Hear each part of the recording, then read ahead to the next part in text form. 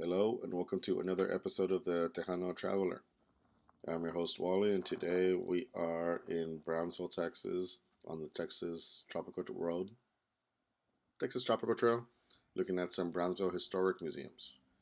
We're going to start with the historic Brownsville Museum, which is located, I guess it's a former train depot by the looks of it. But it's a pretty cool building.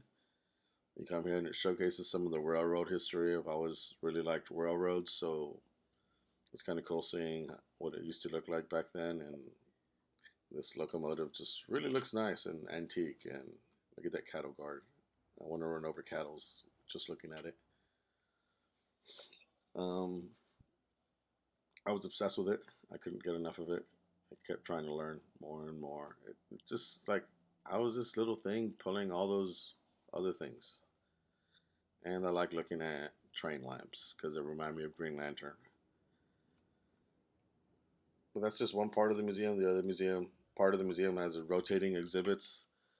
They were showcasing some artwork from this guy that I've seen a lot here, a lot of Western art, and it's been spread all over Texas. And then it's got some history stuff from the local area, a lot of ranching history, a lot of cattle industry type of things. And look at this water fountain. It's my favorite water fountain in all of Texas. How ornate it was. And here this window showcases all the Six Flags of Texas plus the Republic of the Rio Grande. Yay, Laredo. Close by is also the Costume of the Americas Museum. This museum is small, but it showcases different textiles, different costumes of different peoples in North and Central and South America.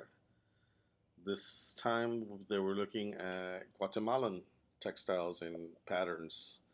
Look at all those cool patterns that are woven into the clothes and all those colors and all those beads. They were showcasing headgear and different dresses and shirts and patterns from the indigenous people in this area of Guatemala. They showcased stuff from the riverlands, from the jungles, from the highlands.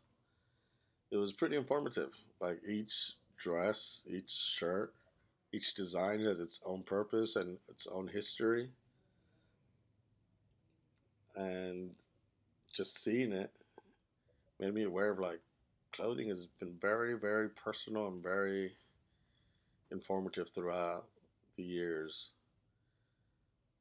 At least back then. Now you just wear a shirt and it means nothing. But you wear this shirt and it definitely has a certain meaning based on the pattern and the colors. I kind of miss that out of clothes. Now you just wear a t-shirt and some jeans and some flip-flops and go out. But enough about that.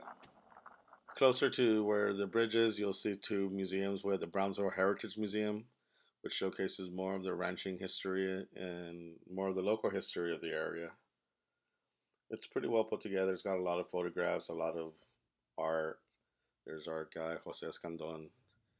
He's got this little mock-up of a cashier place and a car.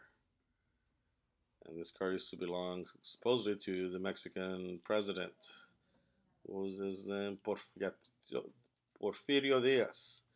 It was a car that he ordered and from Germany, and it got here. And when it got here, that's when all the stuff with the Mexican Revolution came down. So he was never able to actually use it. And then they found it years later. That's why it's in the condition that it's in. All right, next to it is also the Stillman House Museum. This Stillman family is important to Brownsville. They were part of the founding families of the area. And you get to see what it was like back in the late 1800s when the city was founded.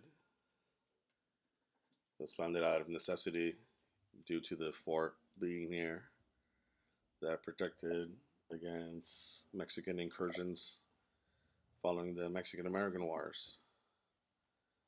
And they've got a pretty old tree. I think it's older than 200 years old, and a cool little plaza that you can go and hang out at. But these are the Brownsville History Museums, and you should definitely go check them out if you can. Thanks for watching. Bye-bye.